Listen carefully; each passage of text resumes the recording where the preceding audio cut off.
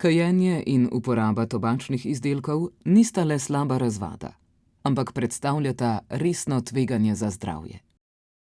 Zaradi bolezni, povezanih s kajenjem, umreta približno 2/3 kadilcev, kar kaže na izjemno visoko stopnjo umrljivosti. V Sloveniji zaradi posledic kajenja vsako leto umre več kot 3000 ljudi. Številni menijo, da kajenje škoduje predvsem pljučem, vendar tobak prizadene skoraj vsak organ v telesu, od srca in ožilja do možganov, kože in imunskega sistema. Ko kadilec kadi nek tobačni izdelek, vdihava tobačni dim, ki vsebuje preko 7000 različnih kemičnih snovi in številne od teh so zelo strupene, zdravju škodljive, recimo za 70 do 80 teh snovi se ve, da so rakotvorne.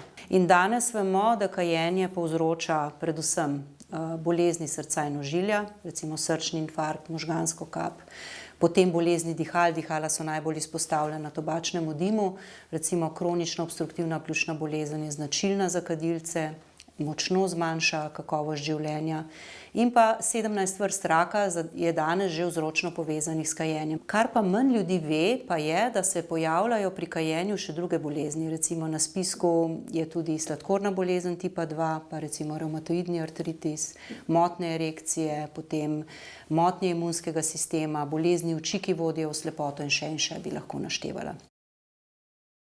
Poleg vseh nevarnih snovi, tobak vsebuje tudi nikotin, ki velja za eno izmed najbolj zasvojljivih snovi, ki jo najdemo v vseh tobačnih izdelkih. Povzroča bolezni srca in krvožilnega sistema.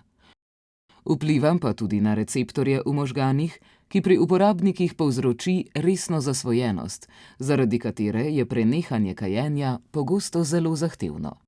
Ko nekdo uporabi izdelek z nikotinom, ta precej hitro pride pri nekaterih izdelkih že v nekaj sekundah v možgane, tam sproži izločanje kemičnih snovi, ki sprožajo ugodje, recimo dopamina.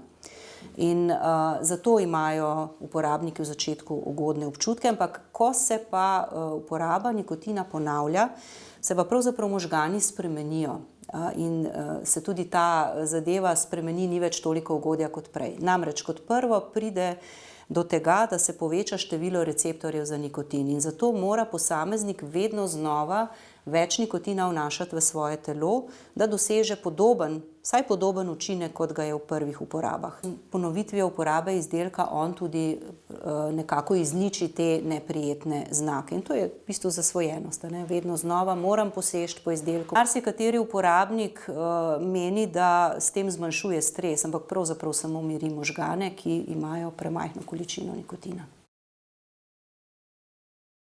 Klasične cigarete in tobačni izdelki izgubljajo priljubljenost.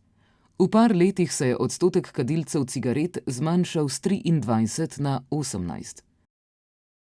Vse bolj priljubljeni so novi nikotinski izdelki, kot so elektronske cigarete, vaporizerji, pufi in nikotinske vrečke oziroma fuge, pri katerih se odstotki hitro večajo. Pri uporabnik oziroma kadilcih tobačnih izdelkov za kajenje, se pravi cigaret ali pa teh tovarniških ali pa tistih za zvijanje, beležimo zmanjšanje odstotka uporabnikov. Zdaj zadnje podatke, ki jih imamo na Nacionalnem inštitutu za javno zdravje iz leta 2024, kažejo, da je v bistvu kadilcev manj kot petina, da ti novi izdelki pa naraščajo. Naraščajo tudi med odraslimi, ampak zelo počasi. Medtem ko med mladimi se pa poraba teh izdelkov hitro dviguje in postajajo med njimi bolj popularni. S prilivom novih izdelkov na trg se pojavi vprašanje, če so te alternative manj škodljive zdravju. Čeprav to področje še ni dovolj raziskano, na NIJZ opozarjajo, da so ti izdelki zelo škodljivi in lahko povzročijo hude bolezni. Za večino teh, ker so pač na trgu še tako kratek čas, nimamo zadosti dokazov, kaj se dogaja, če jih nekdo dolgoročno uporablja. Lahko pa sklepamo, pri elektronskih cigaretah se bodo pojavljale podobne bolezni kot pri kajenju tobaka, Za ogrevane tobačne izdelke pravzaprav ni dokazal, da so manj škodljivi kot je kajenje tobaka. Za fuge, ki so bele barve, to je najnovejši izdelek, predvidevamo, da se bodo pojavljale srčno-žilne bolezni, sladkorna bolezen tipa 2, tudi rakava obolenja. Ali bo tveganje manjše in koliko bo manjše, pa danes še ni jasno. In industrija tudi skuša čim bolj zakriti, kaj vse v teh izdelkih je. Izdelki niso nadzorovani in uporabniku ne ve, čemu vsemu bo s tem izdelkom tudi dejansko izpostavljen. Zaradi upada kajenja tobačna industrija uporablja različne taktike, da privabi čim več uporabnikov. Med njimi so najbolj ogroženi mladi, ki hitro podležejo vplivu novih trendov in manipulacij. V zadnjih letih elektronske cigarete uporablja kar 30% dijakov, nikotinske vrečke oziroma fuge pa kar 14%, kar presega tudi deleže v odrasli populaciji.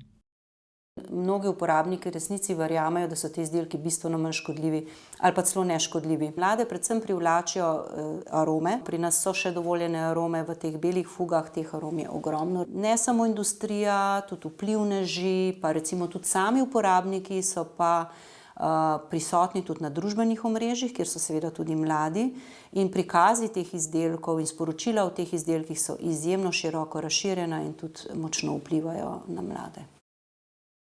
Namen Svetovnega dneva brez tobaka je opozoriti na škodljivost kajenja, na prizadevanje za zmanjšanje uporabe tobaka ter pomen varovanja zdravja in prihodnjih generacij. Zelo veliko mladostnikov že v prvih 30 minutah po zbujanju imajo željo oziroma uporabijo izdelek s tobakom oziroma nikotinom, kar kaže na zasvojenost. Seveda želimo pa vse tiste, ki so že uporabniki, tudi spodbuditi k opustitvi in jim dati pač neko informacijo, da se seveda lahko osvobodijo te zasvojenosti. Čeprav se oblike uporabe tobaka in nikotina spreminjajo, posledice za zdravje ostajajo enake ali še hujše. Uporaba novih nikotinskih izdelkov je vedno večja, informacij in raziskav pa premalo. Prav zato strokovnjaki poudarjajo pomen preventive in opustitev kajenja, predvsem pri mladih, pri katerih uporaba zelo hitro narašča.